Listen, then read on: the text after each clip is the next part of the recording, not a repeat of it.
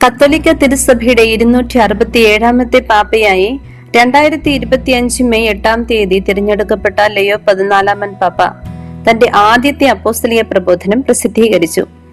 ദിലേക്സി തേ എന്ന പേരിൽ എഴുതിയിട്ടുള്ള പ്രബോധനത്തിന്റെ മലയാളം പരിഭാഷ ഞാൻ നിന്നെ സ്നേഹിച്ചു എന്നാണ്. ഈ അപ്പോസ്തലിക പ്രബോധനത്തിന് 5 അധ്യായങ്ങളും 121 ഖണ്ഡികകളുമാണുള്ളത്.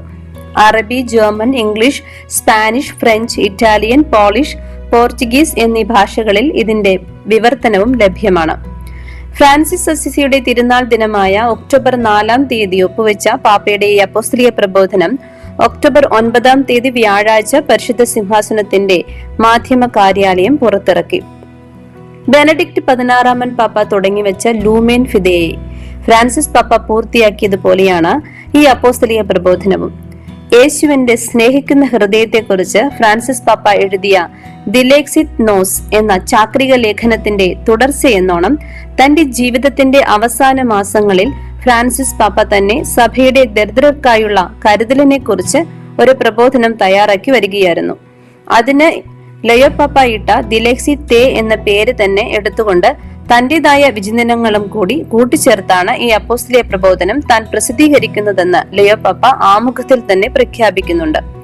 അതിന് കാരണം താൻ തന്റെ പ്രിയപ്പെട്ട മുൻഗാമിയുടെ എല്ലാ ക്രൈസ്തവരും ക്രിസ്തുവിന്റെ സ്നേഹവും ദരിദ്രരുടെ ശുശ്രൂഷയും തമ്മിലുള്ള അഗാധമായ ബന്ധം മനസ്സിലാക്കണമെന്ന ആഗ്രഹത്തെ പങ്കുവയ്ക്കുന്നത് കൊണ്ടാണെന്നും ലയോ പാപ്പ കൂട്ടിച്ചേർക്കുന്നു.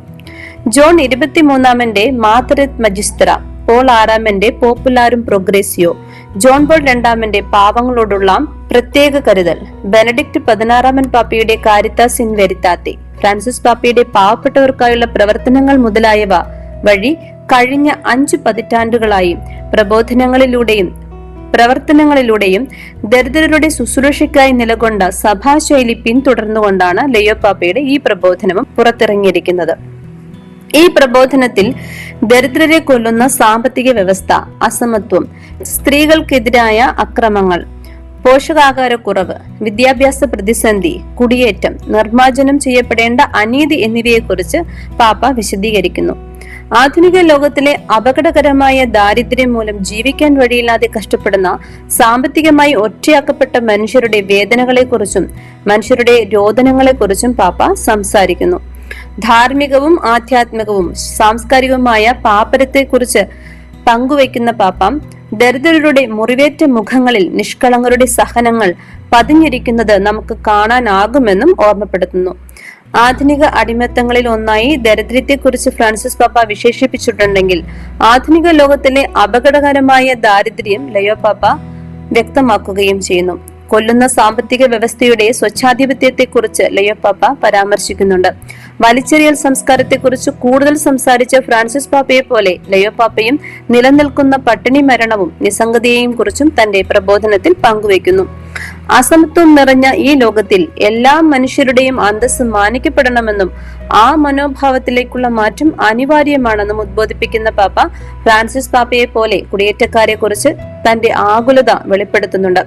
കുടിയേറ്റ ശ്രമത്തിനിടയിൽ അലൻ കുർദി എന്ന 4 വയസ്സുകാരന് ജീവൻ നഷ്ടപ്പെട്ടതിനെ അനുസ്മരിക്കുന്ന പാപ്പ ഇത്തരം സംഭവങ്ങൾ വെറും നാമമാത്ര വാർത്തകളും അപ്രസക്തമായി അപ്രത്യക്ഷമാകുന്നത് ചൂണ്ടിക്കാണിക്കുന്നു.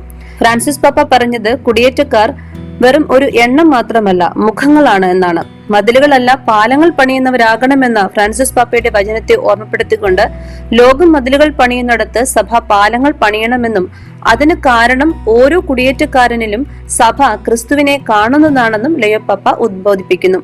കൂടാതെ പാവപ്പെട്ടവരെ കുറിച്ച് ഫ്രാൻസിസ് പാപ്പ ഉപയോഗിച്ചിരുന്ന സ്വീകരിക്കുക, സംരക്ഷിക്കുക, പിന്തുണ നൽകുക, സമൂഹ ജീവിതത്തിൽ ഉൾച്ചേർക്കുക എന്നീ 4 പ്രയോഗങ്ങളെയും ലയോ പാപ്പ ആവർത്തിക്കുന്നുണ്ട്. പാവപ്പെട്ടവരുടെ കാര്യം സർക്കാർ ഏറ്റെടുക്കണമെന്നും അവരുടെ കഷ്ടപ്പാടിൽ അവരെ ഇട്ടിട്ട് പോകരുതെന്നും ക്രൈസ്തവർ ഉൾപ്പെടെ മറ്റുള്ളവർക്ക് ദാനധർമ്മം നൽകുന്നതിൽ എല്ലാവരും കുറച്ചുകൊണ്ടാണ് വരുന്നതെന്ന അവസ്ഥ നിലനിൽക്കുന്നതും ചൂണ്ടിക്കാണിക്കുന്നുണ്ട്. ചില ക്രൈസ്തവ സമൂഹങ്ങളിൽ പാവപ്പെട്ടവർക്ക് വേണ്ടിയുള്ള അധ്വാനവും പരിശ്രമങ്ങളും അശേഷമില്ലെന്നും ക്രൈസ്തവ വിശ്വാസവും പാവപ്പെട്ടവരോടുള്ള പരിഗണനയും തമ്മിൽ വേർപെടുത്താനാവാത്ത ഒരു ബന്ധമുണ്ടെന്നും പാപ്പ ഓർമ്മപ്പെടുത്തുന്നു. ഫ്രാൻസിസ് അസീസി മദർ തെരേസ, വിശുദ്ധ അഗസ്റ്റിൻ എന്നിവരെ ഉദാഹരണമായി ചൂണ്ടിക്കാണിച്ചുകൊണ്ട് രോഗികളെ ശുശ്രൂഷിക്കുകയും അനാഥർ, വിധവകൾ, ഭിക്ഷക്കാർ എന്നിവരെ സംരക്ഷിക്കുകയും അടിമകളായി കഴിയുന്നവരെ സ്വതന്ത്രരാക്കുകയും ചെയ്യാൻ പരിശ്രമിക്കുന്ന സമർപ്പിതരെ കുറിച്ചും പാപ്പ തന്റെ പ്രബോധനത്തിൽ പരാമർശിക്കുന്നുണ്ട്. മനുഷ്യ നിർബന്ധിത തൊഴിൽ, ലൈംഗിക ചൂഷണം, ചില ആസക്തികൾ, അടിമത്തങ്ങൾ എന്നിവയിൽ നിന്നും മോചിപ്പിക്കപ്പെടേണ്ട അവസ്ഥ മനസ്സിലാക്കി അവർക്ക് വേണ്ടി പ്രവർത്തിക്കുന്ന സമർപ്പിത സമൂഹങ്ങളെ കുറിച്ചും പാപ്പ സൂചിപ്പിച്ചിട്ടുണ്ട്. മറ്റുള്ളവർക്ക് വേണ്ടി പ്രവർത്തിക്കുകയും അവരെ ഉണർത്തുകയും അനീതിക്കെതിരെയും അനീതിയുടെ സാധ്യതകളെയും തിരിച്ചറിഞ്ഞ് പാവപ്പെട്ടവർ സമൂഹത്തിലെ ഒരു പ്രശ്നമല്ല, മറിച്ച് സഭയുടെ കേന്ദ്രമാണ് എന്ന് തന്റെ പ്രബോധനത്തിൽ ലയോ പാപ്പ ചൂണ്ടിക്കാണിക്കുന്നു. സഭ ദരിദ്രരെ ഉപേക്ഷിക്കുകയില്ലെന്നും സഭ ദരിദ്രർക്ക് വേണ്ടിയാണെന്നും ആ മനോഭാവം, ആ നിലപാടാണ് മനോഹരമായ ഈ പ്രബോധനത്തിൽ പാപ്പ അടിവരയിട്ട് പറയുന്നത്.